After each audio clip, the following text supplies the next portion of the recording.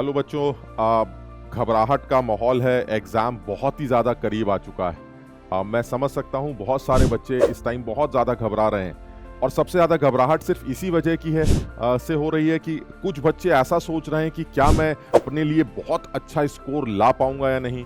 कुछ ऐसे भी बच्चे होंगे जो ये सोच रहे होंगे कि क्या मैं ठीक ठाक स्कोर ला पाऊंगा कि नहीं। दैट डिपेंड्स कि उनकी तैयारी किस तरह की रही।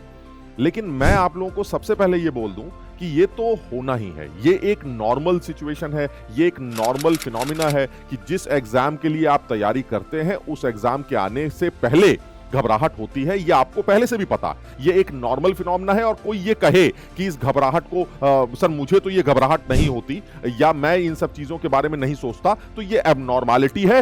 उस बच्चे को डॉक्टर को चेक करवा लेना चाहिए। लेकिन ये घबराहट हावी नहीं होनी चाहिए। ये घबराहट हमारे बचे हुए इन 5-6 दिनों में जो भी हम कर सकते हैं उसको रोक ना दे। कहीं ये घबराहट हमारे एग्जाम में हमारे जो मार्क्स आ सकते हैं उसको कम ना करवा दे। ये घबराहट होना नॉर्मल है और इसको अवॉइड करने का सिर्फ एक ही तरीका है। घबराहट हो रही है, हाँ होनी है, ये तो होगा ही होगा, इसको नॉर्मल लेना है। अगर आप इसको नॉर्मल नहीं लेते तो गड़बड़ हो सकता। जो सबसे ज्यादा इंपॉर्टेंट इस टाइम पर लगता है, इस टाइम पर किसी नई चीज को बहुत ज्यादा पढ़कर या समझकर याद रखना या कुछ ऐसा करना जो नया है, जो आपको लगता है अरे यार ये अच्छी चीज है, इसको सीख लेते हैं। मुझे इस पर थोड़ा सा मैं मना करने की कोशिश कर रहा हूं। मैं चाहता हूं इस टाइम पर बहुत ज्यादा नई चीजों को अवॉइड किया जाए। जो आपकी स्ट्रेंथ रही है, जो आपने पहले से तैयार कर रखा है, आप उसी को मास्टर करने की कोशिश करिए, उसी को अपना हथियार बनाने की कोशिश करिए। क्योंकि अगर वो चीजें भी मजबूती से तैयार कर ली गई तो आप समझ लीजिएगा कि आपके मतलब भर के मार्क्स तो आपको मिल ही जाएंगे। मुझे लगता है इस टाइम पर सबसे ज्यादा जरूरी है बच्चे को अपने उन चीजों को जो वो पढ़ चुका है उनको थोड़ा सा और चमकाने के लिए मॉक टेस्ट डेली देने चाहिए। क्योंकि जो बच्चा डेली मॉक टेस्ट दे रहा होगा उसको कम से कम एग्जामिनेशन टेम्परामेंट का एक आइडिया लगेगा। वो 3 घंटे एटलीस्ट उस मॉक टेस्ट को देते वक्त कुर्सी पर बैठेगा। ये बहुत ज्यादा जरूरी है, आप समझिए इस बात को। क्योंकि एग्जाम में आप बार बार उठकर आना जाना नहीं कर सकते। एग्जामिनर आपसे यही बोलेगा क्या कर रहे हो भाई, चलो बाहर निकलो। आप ये काम नहीं कर सकते। आपको 3 घंटे लगातार बैठने की एक आदत बनानी पड़ेगी, जिसके लिए आपको कॉन्टिन्यूअसली इधर बचे हुए 6-7 दिनों में या 5-6 दिनों में मॉक टेस्ट देने पड़ेंगे। उन मॉक टेस्ट को देने के बाद सर करना क्या है मैं बताता हूं। जो सबसे ज्यादा इंपॉर्टेंट है वो ये है, मॉक टेस्ट देते वक्त आपके जो मेन एरियाज थे, जो स्ट्रेंथ थी आपकी, उसमें कुछ गलतियां हो रही होंगी या होती ही हैं। उन गलतियों को रेक्टिफाई करने की कोशिश करनी चाहिए, उन गलतियों से सीखने की कोशिश करनी चाहिए, ताकि कम से कम जो चैप्टर्स मेरे स्ट्रांग हैं उनमें तो मैं गलतियां ना करूं। जब आप एग्जामिनेशन की दिन पहुंचने वाले होंगे या एग्जाम के आसपास पहुंचने वाले होंगे, उस टाइम पर सबसे ज्यादा जरूरी यही है कि आप कम से कम अपने सेंटर पर, जो आपको सेंटर दिया गया है, उस सेंटर पर कम से कम 2 घंटे 1.5 घंटे पहले पहुंचे। क्योंकि मेरे ख्याल से एनटीए वालों का भी ये इंस्ट्रक्शन रहता है कि आपको एक टाइम इंटरवल से पहले वहां पहुंचना पड़ेगा। उससे बाद वो जो भी आपकी चेकिंग करना चाहे, जो भी आपके साथ करना चाहे, वो उनको कर लेने दीजिए। आपके पास बेहतरीन टाइम पड़ा हुआ है। किसी भी तरह की कोई घबराहट या कोई जल्दबाजी करने की जरूरत ही नहीं। आप बहुत पहले घर से निकले ताकि रास्ते में अगर किसी तरह की कोई रुकावट आती है तो आप उस रुकावट को इत्मीनान से हैंडल कर सकें। अगर गाड़ी खराब हो गई या फिर बारिश हो गई या किसी तरह की कोई दिक्कत आ गई तो उस टाइम पर आप इत्मीनान रखें कि भाई मेरे पास अभी सफिशिएंट टाइम है, एग्जामिनेशन के लिए अभी टाइम बचा हुआ है, कोई घबराने की जरूरत नहीं है। उसके बाद मैं आपको स्पेसिफिकली ये बताना चाह रहा हूं कि एग्जामिनेशन जब स्टार्ट हो रहा होगा उस टाइम पर आपका टेम्परामेंट कैसा होना चाहिए। मुझे लगता है सबसे पहले इंस्ट्रक्शंस को केयरफुली पढ़ लेना चाहिए। जो भी इंस्ट्रक्शंस दिए गए हैं उन इंस्ट्रक्शंस को आराम से देख लेना चाहिए।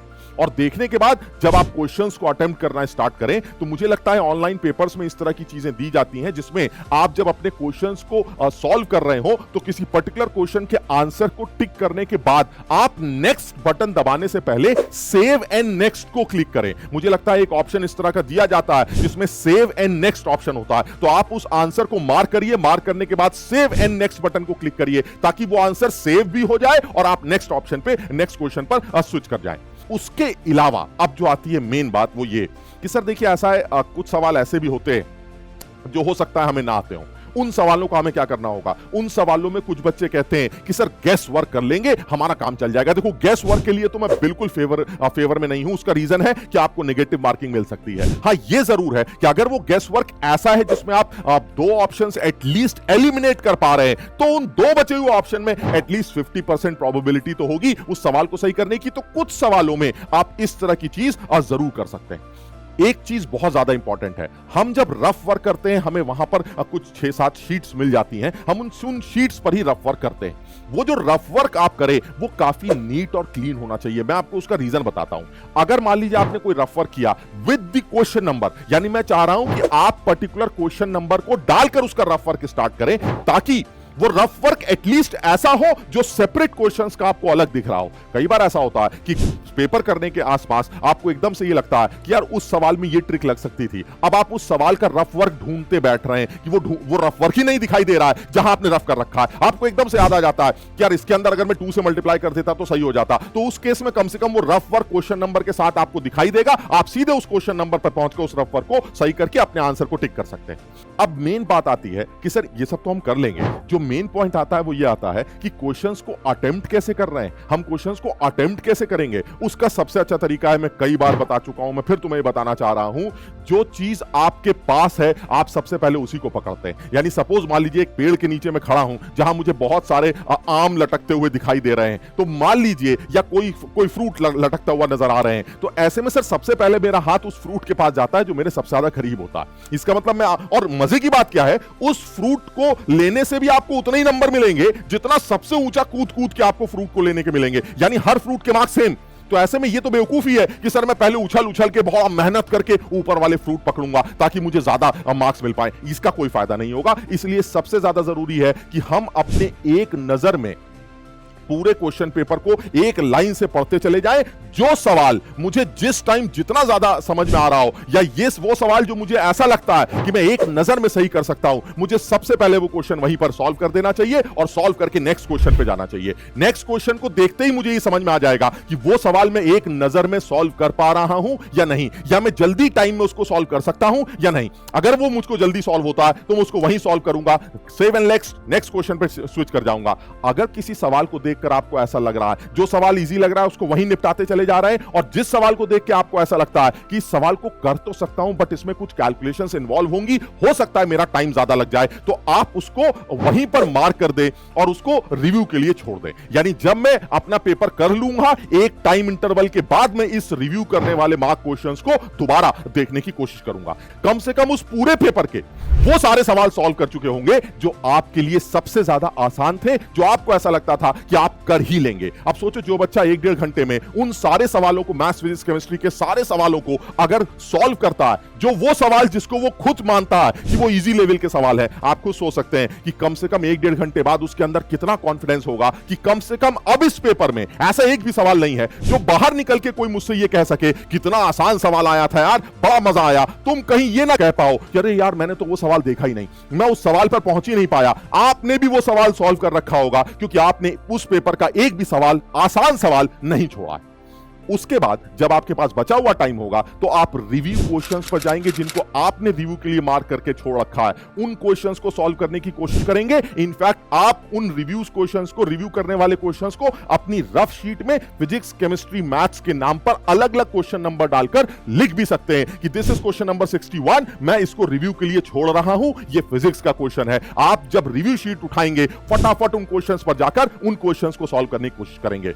ये वो क्वेश्चंस होंगे जिनको आपने माना है कि ये मैं कर तो सकता हूं लेकिन ये टाइम कंज्यूमिंग है, इनमें कैलकुलेशंस इन्वॉल्व है। आप खुद सोच सकते हैं जिन क्वेश्चन को बच्चा खुद ये कह रहा है कि वो कर सकता है और इसमें सिर्फ कैलकुलेशंस का इन्वॉल्वमेंट है, थोड़ा सा अप्रोच की इन्वॉल्वमेंट है, मुझे ऐसा लगता है वो सारे रिव्यू क्वेश्चंस में भी बहुत सारे रिव्यू क्वेश्चंस वो खुद से सॉल्व कर लेगा। सोचो, एक पर्टिकुलर टाइम इंटरवल में आप उस पूरे पेपर के सारे आसान सवाल सॉल्व कर चुके हैं। जो बच्चा ये काम कर रहा है, आप खुद सोचे, एक चीज तो कंफर्म है, उसकी नेगेटिव मार्किंग बहुत ज्यादा कम होने वाली है। क्यों? क्योंकि सर वो सारे क्वेश्चंस वो हैं जो मुझे लगते हैं मैं कर सकता हूं, तो ऐसे क्वेश्चन जो मुझे लगते हैं मैं कर सकता हूं वो तो गलत नहीं होने चाहिए।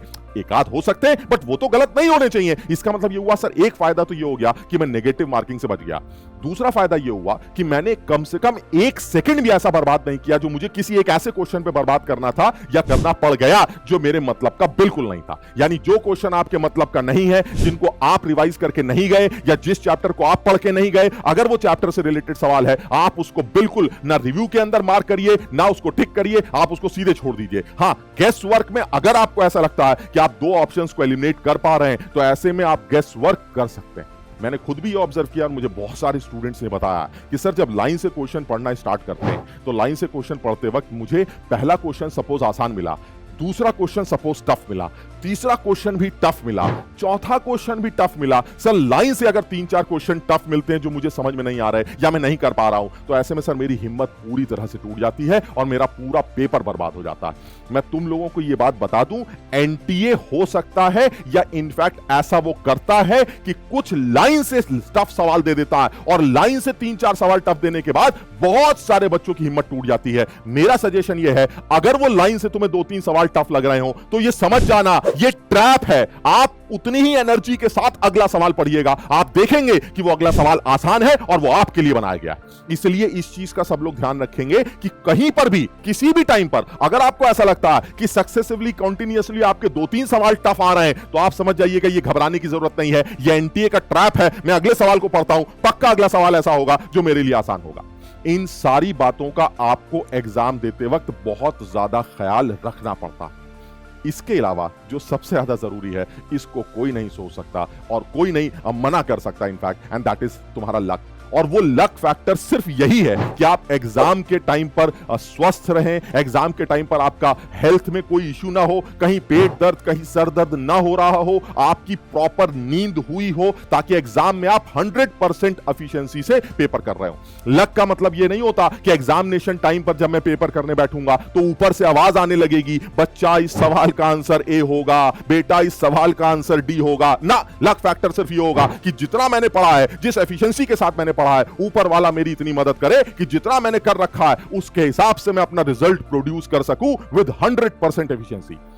लास्ट में एक चीज जरूर बोलूंगा, एग्जाम करने से पहले तसल्ली से बैठकर एक बार आंख बंद करके एटलीस्ट उन लोगों के बारे में जरूर सोच लेना जिन लोगों ने तुमसे ये काम करने के लिए कहा है, जिन लोगों के लिए तुम ये काम कर रहे हो। वो कोई भी तुम्हारे अजीज हो सकते हैं, वो तुम्हारे माँ बाप हो सकते हैं, वो तुम्हारे टीचर्स हो सकते हैं, वो तुम्हारे बड़े भाई बहन हो सकते हैं, वो कोई भी ऐसा आदमी हो सकता है जिसको तुम ये चाहते थे ये रिजल्ट ला के दिखाना। एक बार उसके बारे में सोचना और लग के उस एग्जाम को करके देखना, तुम देखोगे इस एग्जाम में ये इतना कॉन्फिडेंस तो तुम्हें जरूर आएगा।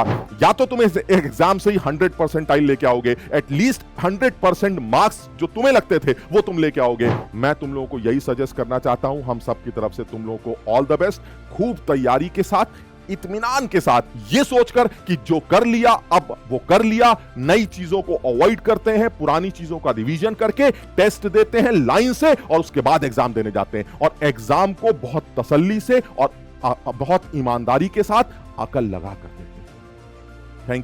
Thank you so much.